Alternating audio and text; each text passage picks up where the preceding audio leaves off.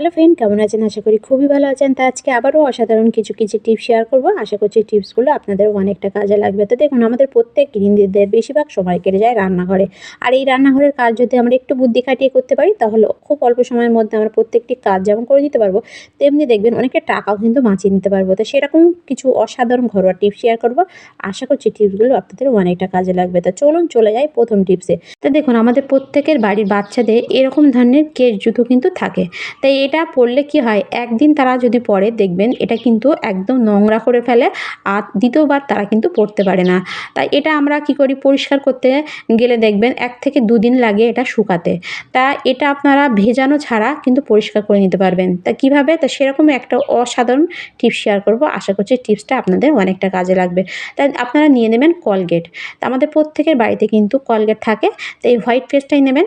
নেওয়ার পর আপনারা এভাবে যেখানে যেখানে ময়লা সেখানে এভাবে হাত দিয়ে একটু ড্যাব ড্যাব করে লাগিয়ে নেবেন। লাগানোর পর তারপর আপনারা নিয়ে নেবেন একটা খারাপ ব্রাশ।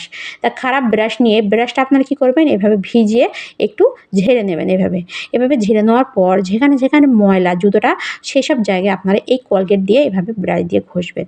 এভাবে ঘষলে দেখবেন জুতোটা কিন্তু ভিজবে না, কিন্তু খুব সুন্দরভাবে একদম নতুনের মতো পরিষ্কার চকচকে ঝকঝকে কিন্তু হয়ে যাবে। অনেক সময় দেখবেন বর্ষাকালেও বাচ্চারা এরকম ধরনের জুতো পরে যায়। আর দেখবেন ময়লা বা নোংরা জন্য তারা কিন্তু এটা পরতে পারে না বা শুকায় না। ময়লা বিশেষ করে দেখবেন বর্ষাকালে এটা ধুলে কিন্তু শুকাতে চায় না। তা আপনারা কিন্তু না ধুয়ে এইভাবে কিন্তু সামান্য একটু কলগেট আর একটা ব্রাশ দিয়ে এভাবে কিন্তু পরিষ্কার করে নিতে পারবেন। এতে কিন্তু বোঝাও যাবে না যে এটা ময়লা ছিল। তা দেখুন, এখানে কিন্তু আমি একটা জুতো পরিষ্কার করে দেখাচ্ছি এটা পরিষ্কার হয় কিনা। তো দেখুন, প্রথমে কিন্তু আমি কলগেটটা ভালোভাবে লাগিয়ে নিয়েছি, তারপর কিন্তু ব্রাশ দিয়ে ঘষছি। তো দেখুন কতটা সুন্দরভাবে এটা পরিষ্কার হয়ে যাচ্ছে দেখুন।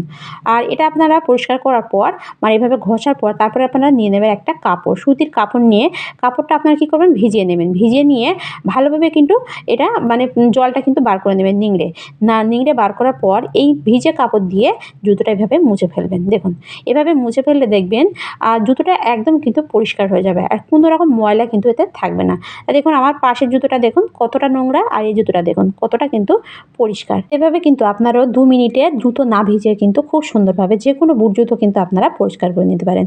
তো অসাধারণ একটা টিপস, এটাও চাইলে কিন্তু আপনারা ফলো করে দেখতে পারেন। তো এরপরে চলে যাবো আমি আর একটা টিপসে। তা দেখুন, আমাদের প্রত্যেকের বাড়িতে কিন্তু বাচ্চাদের বলুন বড়দের বলুন ওষুধ কিন্তু আমরা খেয়ে থাকি। তা ওষুধ খাওয়ার পর আমরা কী করি, ওষুধের এই ছিপিগুলো কিন্তু আমরা ফেলে দিই। তো এগুলো ফেলে না দিয়ে আমাদের সংসারের কাজে কিন্তু আমরা লাগাতে পারি। তা কী কাজে? তা দেখুন, আমাদের প্রত্যেকের বাড়িতে এরকম ধরনের লাউ বলুন, গাজর বলুন, শসা বলুন কিন্তু আমরা বাজার থেকে নিয়ে আসি। তাই এটা ছেলার সময় একটা সমস্যা হয় কি, দেখবেন বটিতে ছেঁচতে গেলে দেখবেন আমরা অনেকটা বাদিয়ে ছিলি। তাই এটা আমরা বটি দিয়ে না ছিলে যদি এরকম ধরনের ছিপি দিয়ে এভাবে ছিলি, তাহলে দেখবেন খুব সহজে কিন্তু এটা ছেলাও যাবে আর এটা বাদাবেও না।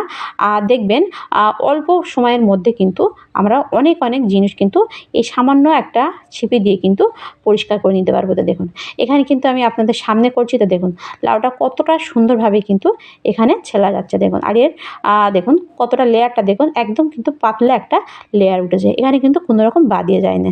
তো এটাও চাইলে আপনারা কিন্তু ফলো করে দেখতে পারেন। তো এরপরে চলে যাবো আমি আরেকটা টিপস। এটা দেখুন আমাদের প্রত্যেকের বাড়িতে কিন্তু পুঁই শাক খেতে আমরা প্রত্যেকে ভালোবাসি। কিন্তু এখন যে পুঁই শাকটা পাওয়া যায় বাজার থেকে, আমরা যে পুঁই শাকটা নিয়ে আসি এটা দেখবেন অনেকটা খার জাতীয়, মানে রান্না করলে দেখবেন এটা অনেকটা তিতকুটি লাগে। তা আমাদের বাচ্চারা বলুন বা অনেকে বড়রাও কিন্তু এই তিতকুটির জন্য খেতে চায় না। তো এটা আপনারা কীভাবে রান্না করলে এটা আর তিতকুটি লাগবে না। তা আপনারা প্রথমে এটা একটা পাত্রে নিয়ে নেবেন, নিয়ে দিয়ে দেবেন 1 চামচের মতো লবণ দিয়ে সামান্য একটু জল এতে দিয়ে দেবেন। জল দিয়ে এটা একটু ভাবিয়ে দেবেন। এটা আপনারা 2 থেকে 3 মিনিটের জন্য এভাবে ভাবিয়ে যখন দেখবেন জলটা ফুটে উঠছে, তখন আপনারা কী করবেন, এটা নামিয়ে নেবেন। এটা নামিয়ে নিয়ে আপনারা তারপর রান্না করবেন, মানে এভাবে ভাবিয়ে জলটা ফেলে দেবেন। ফেলে দেওয়ার পর রান্না করবেন, তাহলে দেখবেন তিতকুটি ভাবটা কিন্তু একদমই থাকবে না। তো এরপরে চলে যাবো আমি আরেকটা টিপসে। তা দেখুন আমাদের প্রত্যেকের বাড়িতে আমরা ঘরে বলুন বা ঠাকুরথানে বলুন অনেক সময় দেখবেন মোমবাতি ধরাই, বা অনেক সময় কোনো পার্বণ হলেও কিন্তু আমরা মোমবাতি জ্বালাই।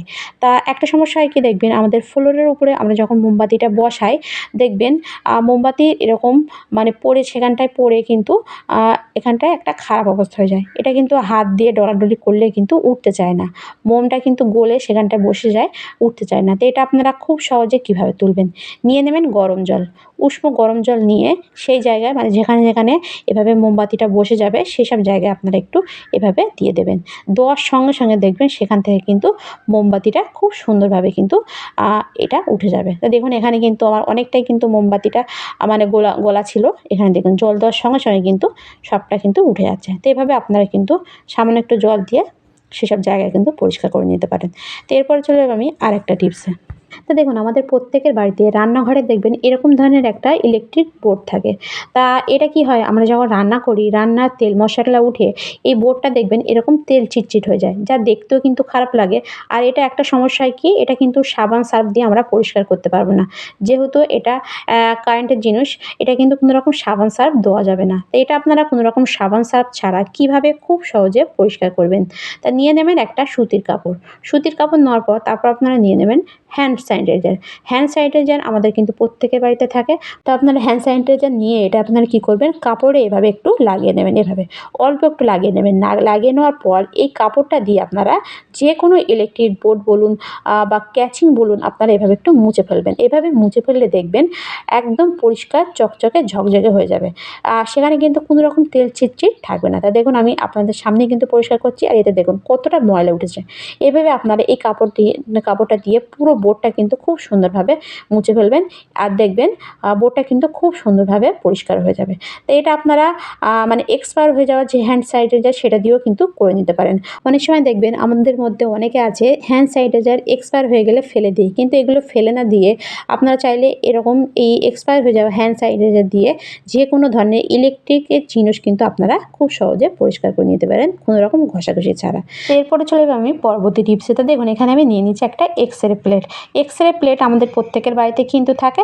তাই এক্সরে প্লেটের কাজ হয়ে গেলে আমরা কিন্তু এটা ফেলে দিই, কিন্তু এটা ফেলে না দিয়ে আমাদের সংসারের একটা কাজে কিন্তু আমরা ইউজ করতে পারি। তা কী কাজ, তা চলুন দেখে নেওয়া যাক। তো দেখুন আমাদের প্রত্যেকের বাড়িতে কিন্তু ফ্রিজ থাকে। তা ফ্রিজ চালালে একটা সমস্যায় দেখবেন আমাদের ফ্রিজটা কিন্তু এরকম হয়ে মানে বরফ হয়ে যায়। এতে কিন্তু আমাদের ফ্রিজের বিলটা কিন্তু অনেকটা বেশি আসে। এছাড়া আমরা যখন মানে মাছ মাংস ফ্রিজে রাখি, দেখবেন বরফ জমে মানে কৌটো বলুন যাই কিছু রাখি না কেন, দেখবেন ডিপ ফ্রিজের সঙ্গে এভাবে আটকে যায়। সেটা আমরা এরকম টানাটানি করলেও দেখবেন উঠতে চায় না, বা উঠলেও দেখবেন অনেক সময় ফ্রিজটা কিন্তু ভেঙে যায়। এতে কিন্তু আমাদের রিপেয়ার করতে অনেকটা টাকাও যেমন লেগে যায়, আর এছাড়া বরফ বসলেও দেখবেন আমাদের ফ্রিজটা বিলটাও কিন্তু বেশি আসে। তো এটা আপনারা কীভাবে ইউজ করলে আপনাদের বিলটা কম আসবে বা আপনাদের যে কোনো জিনিস কিন্তু ফ্রিজের সঙ্গে আটকে যাবে না। তা আপনারা নিয়ে নেবেন একটা এক্সরে প্লেট। এক্সরে প্লেট আপনারা কী করবেন, এভাবে ডিপ ফ্রিজের মধ্যে রেখে এর উপরে আপনারা যে কোনো ধরনের কৌটো বলুন বা যে কোনো জিনিস আপনারা এভাবে রাখবেন। রাখলে দেখবেন আপনাদের ফ্রিজে জিনিসপত্র তো বরফ বসবে মানে সেটা কিন্তু জমে যাবে, কিন্তু ফ্রিজের সঙ্গে কিন্তু আটকে যাবে না। এতে আপনাদের বিলটাও কম আসবে বা আপনাদের ফ্রিজটাও কিন্তু অনেকটা সেফ থাকবে। তা অসাধারণ একটা টিপস, এটাও চাইলে আপনারা কিন্তু ফলো করে দেখতে পারেন। তো এরপরে চলে আমি আর একটা টিপসে। তা দেখুন আমাদের প্রত্যেকের বাড়িতে এরকম নানান ধরনের বেল কিন্তু থাকে। তা এটা একটা সমস্যা হয় কি, দেখবেন আমাদের প্রত্যেকের বাড়িতে এই বেলগুলো আমরা যেখানেই রাখি না কেন অনেকটা অগোছালো লাগে, আর দেখতেও খারাপ লাগে, আর অনেকটা জায়গা নিয়ে নেয়। তা এটা আমরা যেখানেই রাখি না কেন হাত দিয়ে নাড়ানাড়ি করলে দেখবেন এটা খুলে যায়।